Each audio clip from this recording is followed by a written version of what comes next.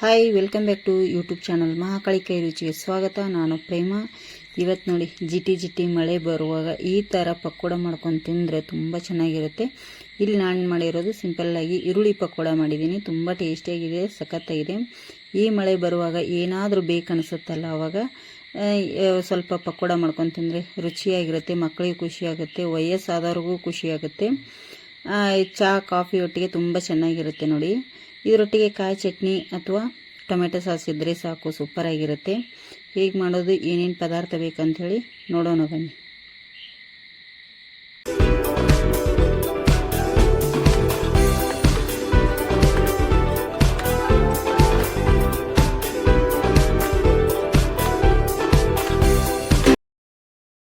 ನಾನು ಈರುಳ್ಳಿ ಪಕೋಡ ಮಾಡಲಿಕ್ಕೆ ಇಲ್ಲಿ ದೊಡ್ಡದು ಒಂದೆರಡು ಈರುಳ್ಳಿ ಕಟ್ ಮಾಡಿ ಈ ಥರ ಇಟ್ಟಿದ್ದೇನೆ.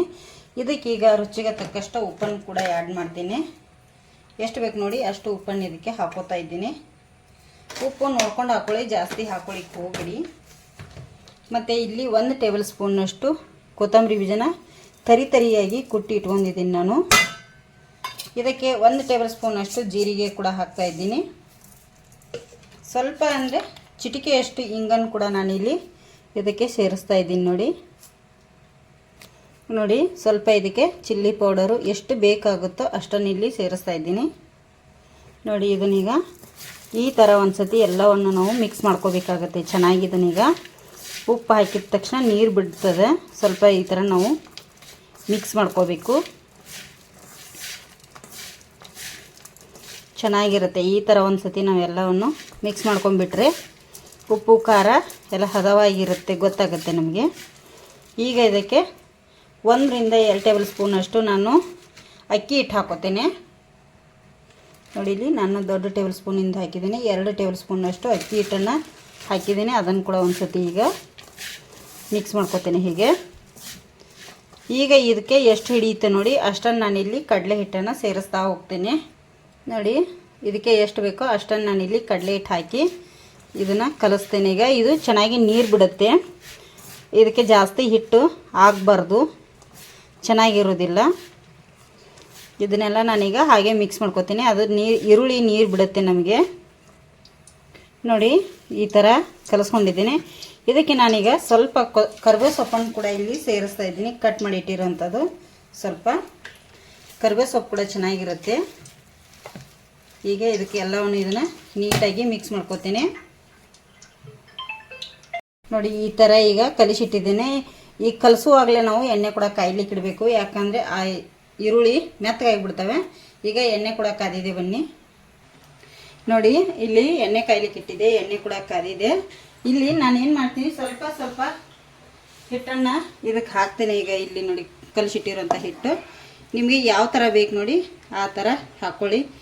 ಇಲ್ಲಿ ಉಂಡೆ ಅದು ಏನು ಮಾಡ್ತಾಯಿಲ್ಲ, ಹೇಗಾದ್ರಾಗಲಿ ಒಂದು ಸೇಪಲ್ಲಿ ಬಿಡ್ತಾಯಿದ್ದೀನಿ ನಾನು. ಹಾಗೆ ಸ್ವಲ್ಪ ಎಣ್ಣೆ ಚೆನ್ನಾಗಿ ಕಾದಿರಬೇಕು ನೋಡಿ. ಈ ಥರ ಎಷ್ಟು ಎಣ್ಣೆಯಲ್ಲಿ ಹಿಡಿಯುತ್ತೆ ಅಷ್ಟನ್ನು ನಾನೀಗ ಇಲ್ಲಿ ಬಿಡ್ತೇನೆ ನೋಡಿ. ಇಷ್ಟನ್ನು ನಾನೀಗ ಹಾಕಿದ್ದೇನೆ. 1 ನಿಮಿಷ ಆದಮೇಲೆ ತಿರುಗಿಸಿ ಹಾಕ್ಕೊಳ್ಳೋನು.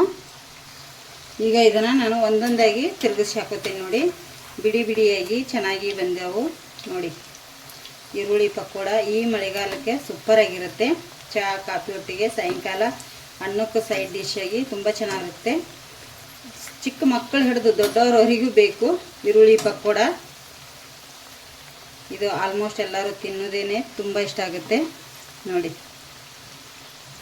ಈಗ ಎಲ್ಲವನ್ನು ತಿರುಗಿಸಿ ಹಾಕಿದ್ದೇನೆ. ಈ ಕಡೆ ಕೂಡ ಚೆನ್ನಾಗಿ ಕರೀಲಿ ಎಣ್ಣೆಯಲ್ಲಿ ನೋಡಿ. 2 ಸೈಡು ಈಗ ಚೆನ್ನಾಗಿ ಇದು ಕರೆದಿದೆ, ಗರಿ ಕೂಡ ಆಗಿದ್ದಾವೆ. ಈ ಒಳಗಡೆ ಸೈಡು ಚೆನ್ನಾಗಿ ಕರೆದಿದೆ ನೋಡಿ. ಈಗ ಇದನ್ನು ನಾನು ತೆಗೆದುಬಿಡ್ತೇನೆ, ಒಂದು ಪ್ಲೇಟಿಗೆ ತಗೊಂಡ್ಬಿಡ್ತೇನೆ ನೋಡಿ. ನೀವು ಟಿಶ್ಯೂ ಪೇಪರ್ ಅದಿದ್ದರೆ ಹಾಕಿ ತಕ್ಕೊಳ್ಳಿ ಚೆನ್ನಾಗಿ. ಈ ಥರ ಎಣ್ಣೆಯಲ್ಲಿ ಬಸ್ಕೊಂಡು ತಗೊಂಡ್ಬಿಡಿ, ತುಂಬ ಚೆನ್ನಾಗಿರುತ್ತೆ ನೋಡಿ. ಈರುಳ್ಳಿ ಪಕೋಡ ಸೂಪರಾಗಿ ಬಂದಿದ್ದಾವೆ ನೋಡಿ. ನೀವು ಒಂದು ಸತಿ ಮನೇಲಿ ಟ್ರೈ ಮಾಡಿ, ಹೇಗೆ ಬಂದಿದೆ ಅಂಥೇಳಿ ಕಮೆಂಟ್ ಕೂಡ ಮಾಡಿ ಹೇಳಿ. ಹೊಸಬ್ರು ನಮ್ಮ ಚಾನಲ್ ನೋಡ್ತಿದ್ರೆ ಪ್ಲೀಸ್ ಸಬ್ಸ್ಕ್ರೈಬ್ ಮಾಡ್ಕೊಳ್ಳಿ ನೋಡಿ.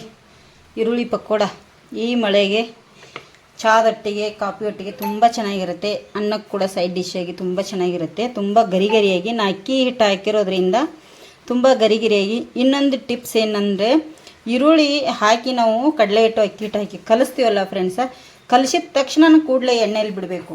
ಈ ಕಡೆ ಹಿಟ್ಟು ಕಲಿಸುವಾಗ ಈ ಕಡೆ ಎಣ್ಣೆ ಕಾಯ್ಲಿಕ್ಕೆ ಇಡಬೇಕು ನಾವು.